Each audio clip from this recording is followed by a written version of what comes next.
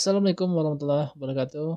Selamat, bergabung untuk teman-teman, pecinta fotografi dan pada kali ini kita akan membahas mengenai basic fotografi dan nanti ada beberapa materi yang akan, saya hadirkan dan salam perkenalan dari saya Andoji.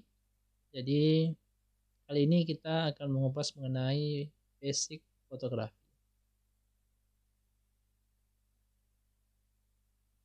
Jadi pentingnya kita untuk memahami dasar-dasar dari fotografi ya, karena sebagai anggap saja apabila ada teman-teman atau siswa yang pemula dalam fotografi harus memahami,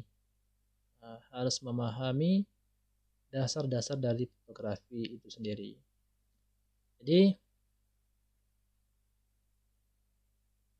kenalkan tadi di awal saya sudah memperkenalkan diri, nama lengkap saya Trisandro dan saya biasa dipanggil Andoji. Jadi kalau lihat di foto di bawah itu, ya itu kita pernah mengadakan event fotografi se-Kepri ya. Malahan ada peserta yang dari Malaysia juga. Kita bekerja sama dengan Mata Lensa Antv pada saat itu. Oke, materi kita yang pertama adalah mengenai ada 4 pokok bahasan. Yang pertama mengenai pencahayaan, ada aspek komposisi, sudut pandang kamera, dan kontras yang tajam. Itu materi kita. Baik, untuk tidak memperpanjang mukadimahnya, oke. Materi pertama mengenai pencahayaan.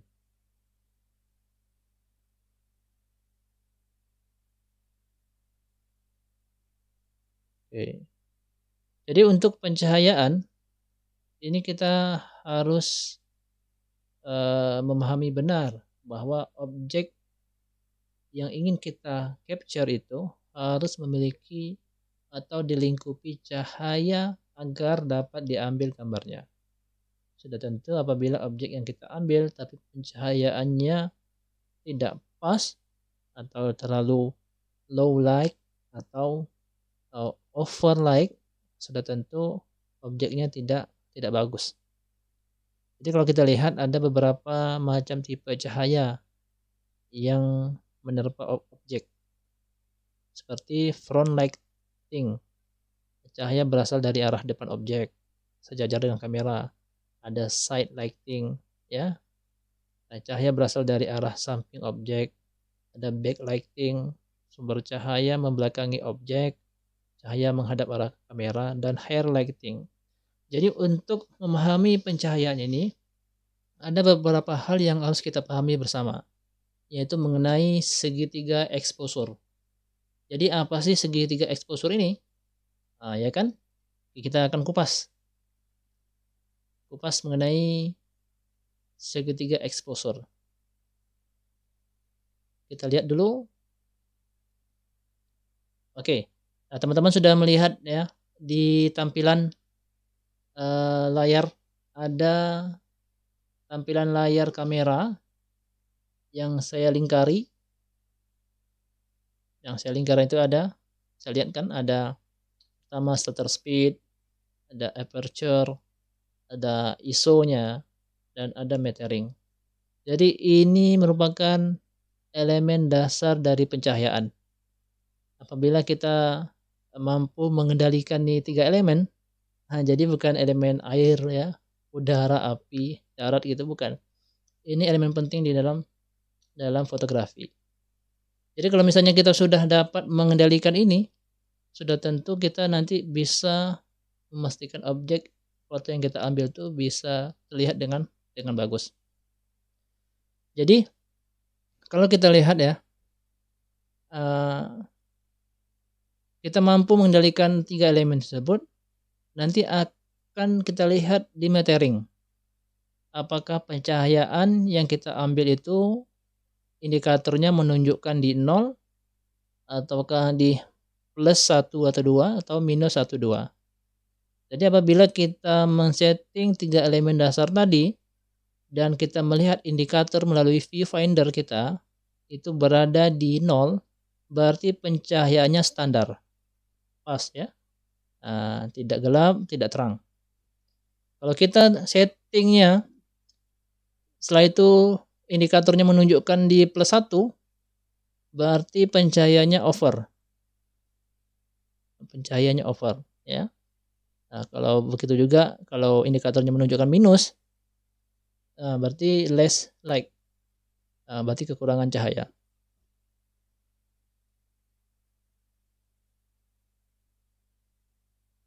Oke. Kita lanjut ya. Kita akan lihat mengenai elemen dasar tadi.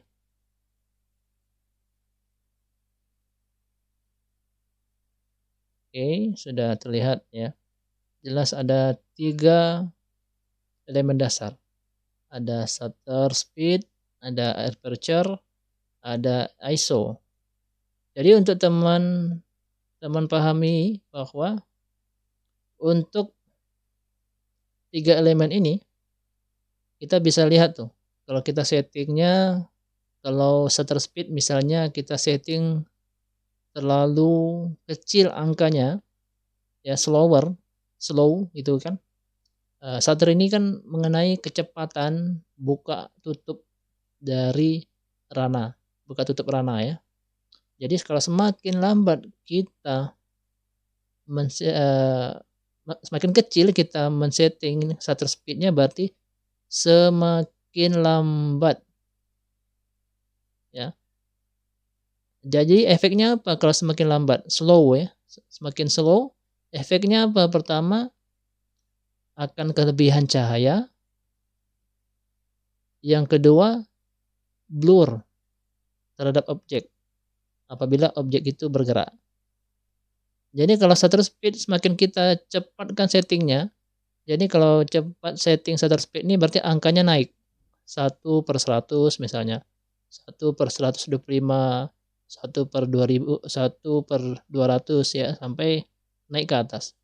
Berarti apa yang terjadi? Sedikit cahaya dan objek itu pas.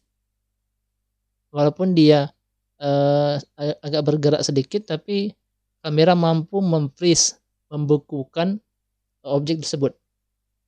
Seperti itu. Itu shutter speed. Jadi kita bisa lihat nih dari gambar yang tampil di sini.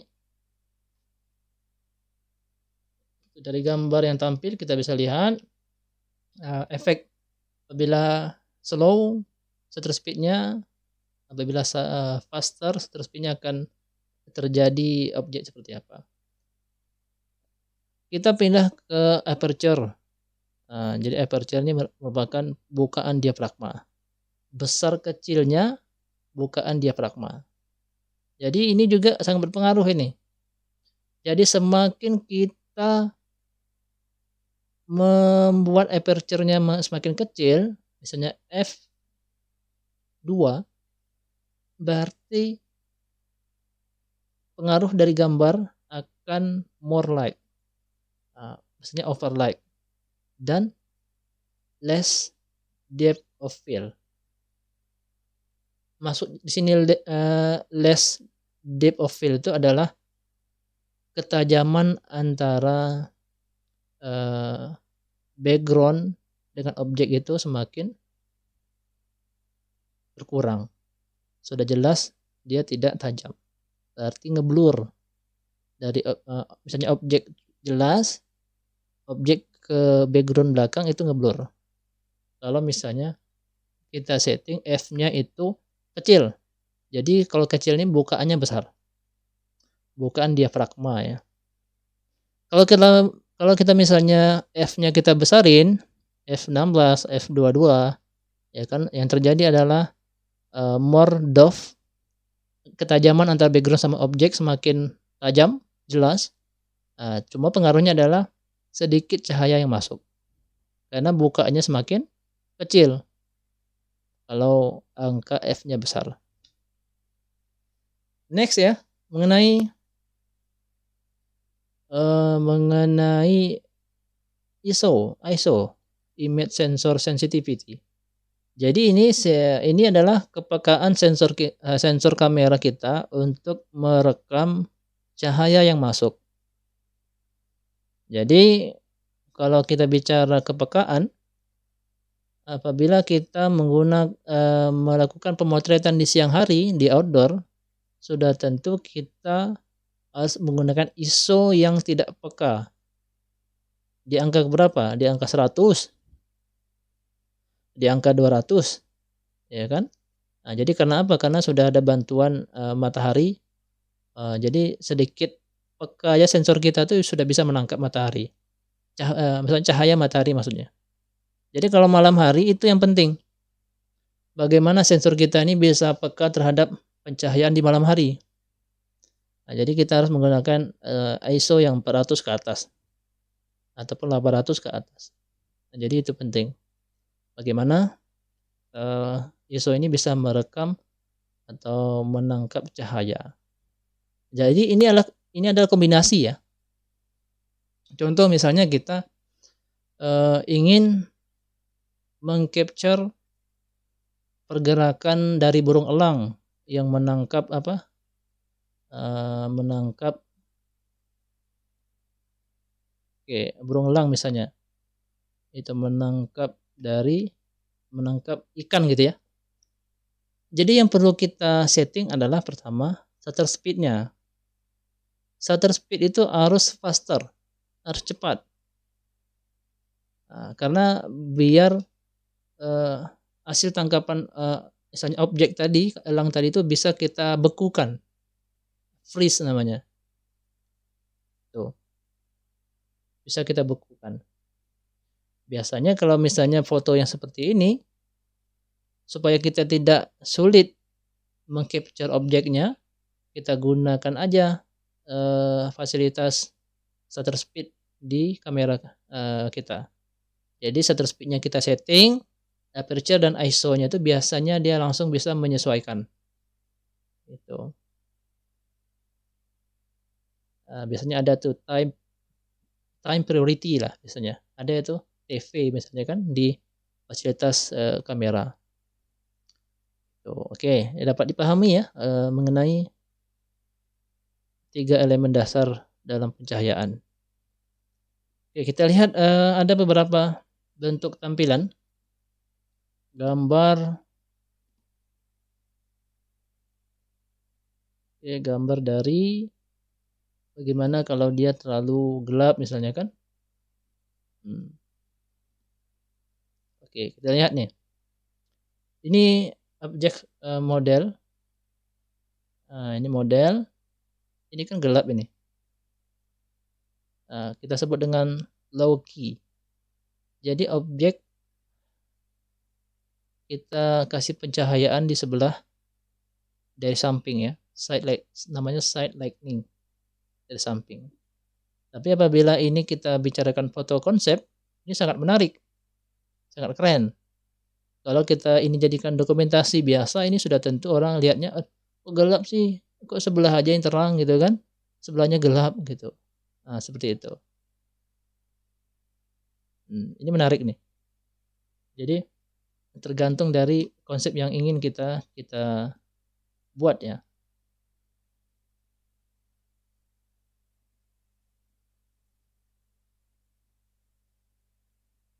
Oke, kita mau lihat lagi misalnya hasil foto yang seperti ini fotonya.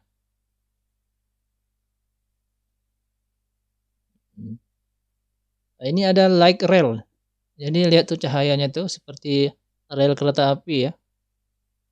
Nah, ini kalau kita setting 3 elemen dasar tadi, berarti kita harus menggunakan shutter speed yang slow, yang kecil.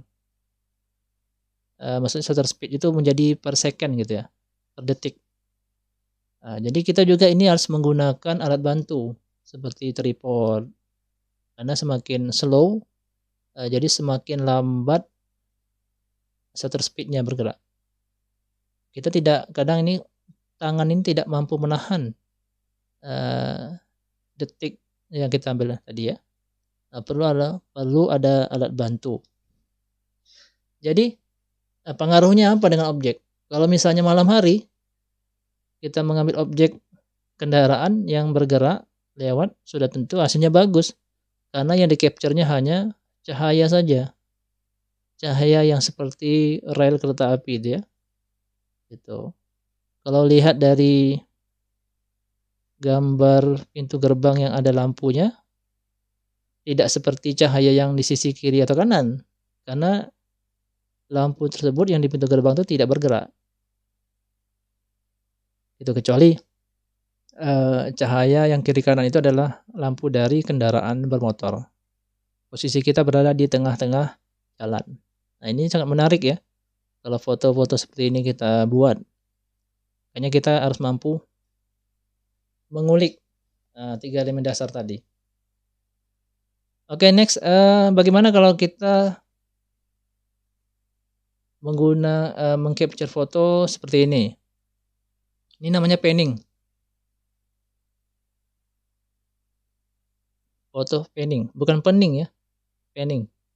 Jadi pergerakan kita membekukan objek foto yang bergerak, jadi background-nya yang ngeblur, ya. Bagaimana cara kita membuatnya? Jadi tetap kita menggunakan shutter speed yang tinggi, yang faster, karena kita ini nanti ingin membekukan objek itu. Tapi kita harus mengikuti pergerakan dari objek. Ya, misalnya seperti yang tampil di gambar teman-teman, itu objeknya ke arah kiri misalnya. Jadi kita harus mengikuti objek tersebut. Setelah berada di posisi depan kita capture dan langsung mengikuti dia ke arah kiri. Jadilah foto seperti ini, namanya panning. Gitu teman-teman, foto panning. Jadi ini juga hasil dari kombinasi antara segitiga elemen dasar tadi. Segitiga elemen dasar.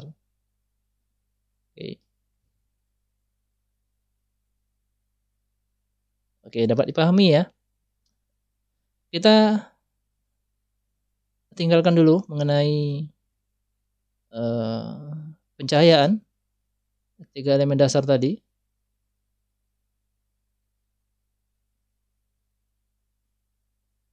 Oke, kita lanjutkan.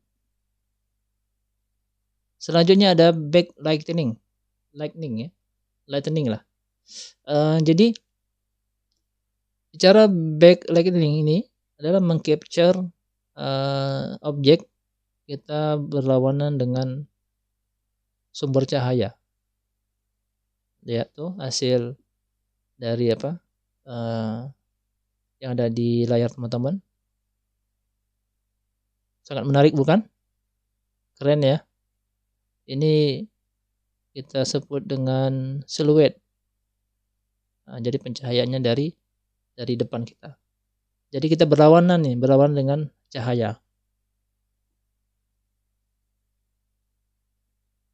Jadi saya akan tampilkan kembali itu beberapa contoh siluet ya di layar teman-teman. Oke, sudah ada nih. Tampil. Oke, bisa dilihat ya teman-teman. Ini backlightning siluet ya yang kita ambil pada waktu matahari terbenam ini. Sangat menarik ya, sangat indah. Jadi ini keindahannya tuh memang cita rasanya sangat berbeda dengan teman-teman yang penikmat foto landscape atau foto fashion atau foto model, foto produk dan segala macam. Oke, itu dia. Lanjut.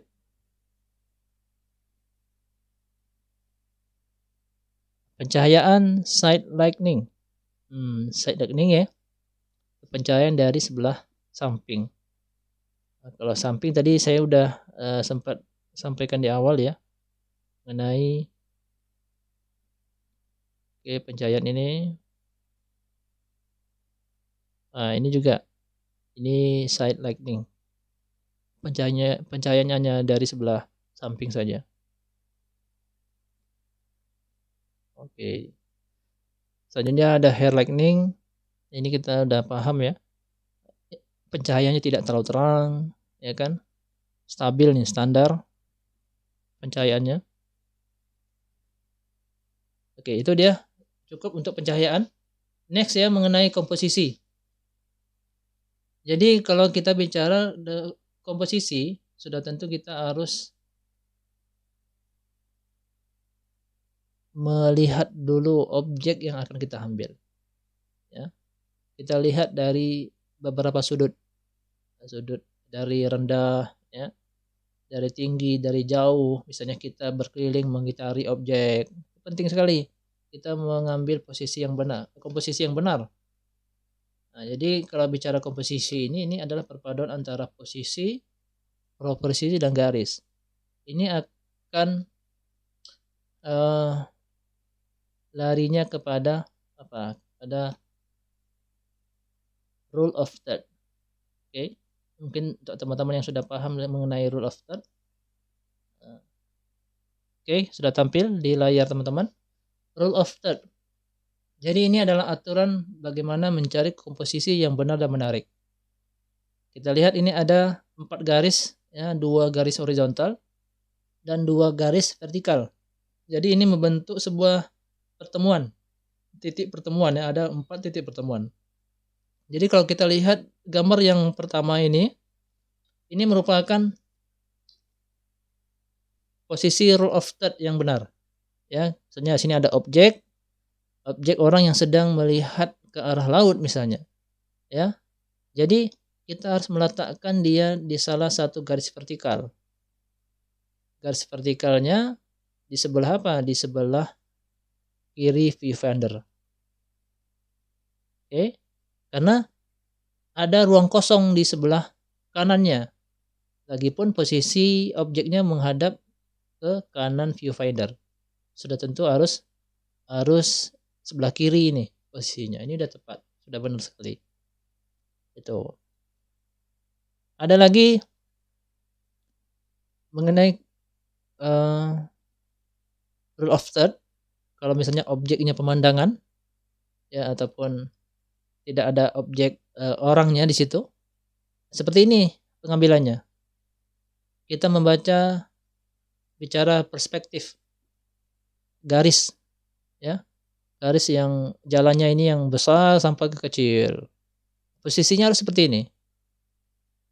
Ini komposisi untuk landscape. Jadi kalau kita lihat lagi tadi mengenai foto pemandangan yang ada objek orang, kalau kita lihat garis horizontal yang di bawah, yaitu harus sejajar dengan batas langit dan air laut. Nah, kalau objek orang tidak ada, ini kita bisa sejajarkan dengan batas langit dan laut ini. Nah, jadi cara menggunakan rule of third itu seperti itu. Nah, kurang lebih seperti itu. Mungkin untuk teman-teman yang lebih paham bisa itu komentar di kolom komentar di bawah ya. Bisa menambahkan ya, ilmunya agar video ini bermanfaat untuk teman-teman pencinta fotografi yang lainnya.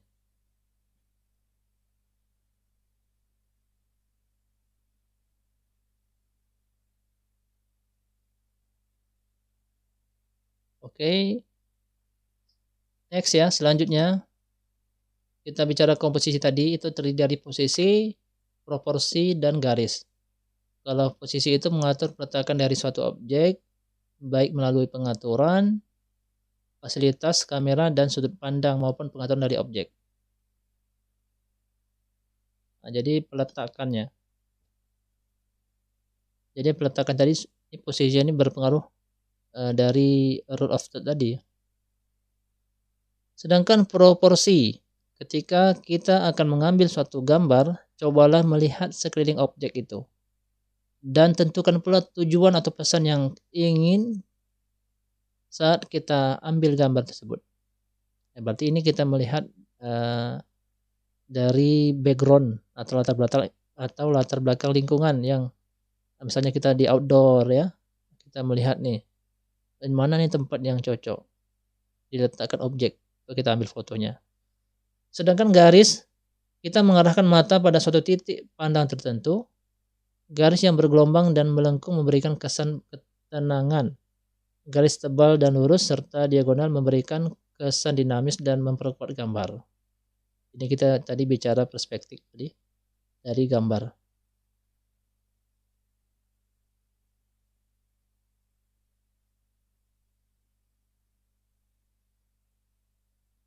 Oke, next ya.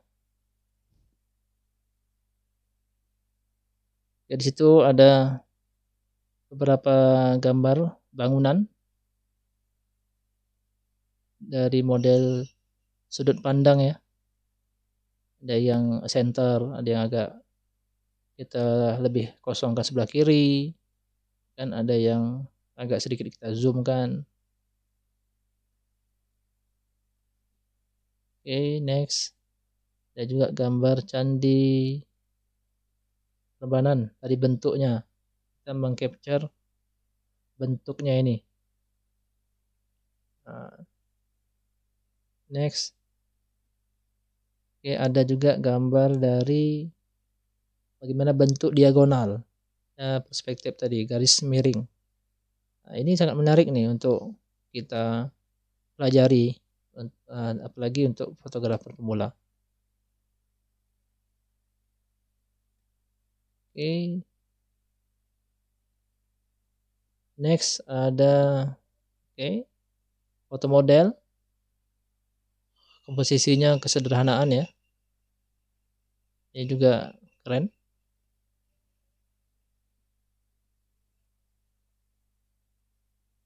Oke.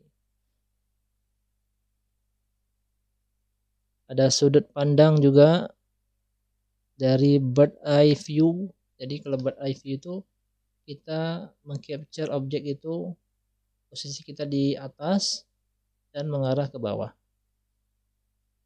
Ada juga namanya frog eye view.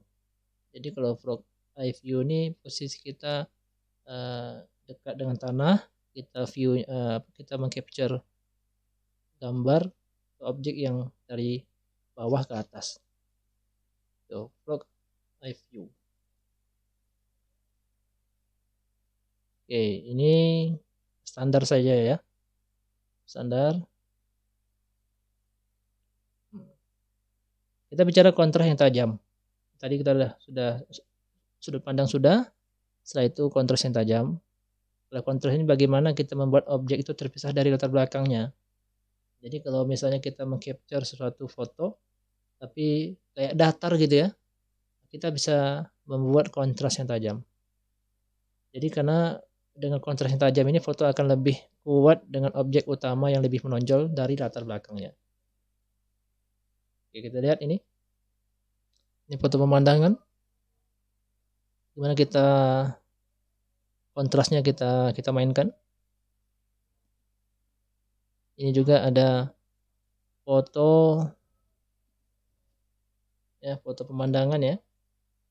Nah, ini kita ambil pada saat sore hari.